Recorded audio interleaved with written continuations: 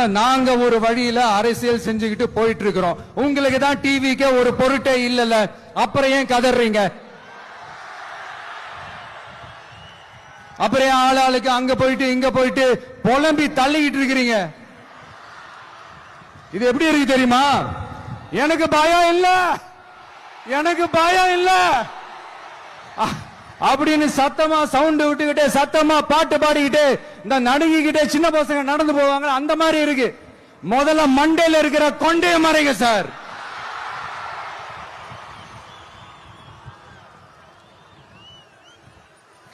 சும்மா மாறு வேஷத்துல மறு வச்சுக்கிட்டு மீடியா ஆளு ரேடியோ ஆளுன்னு இவங்க ஆளுங்களை மாத்தி மாத்தி அனுப்பிக்கிட்டு இதெல்லாம் என்ன மக்களுக்கு தெரியாதுன்னு நினைச்சிட்டு இருக்கீங்களா?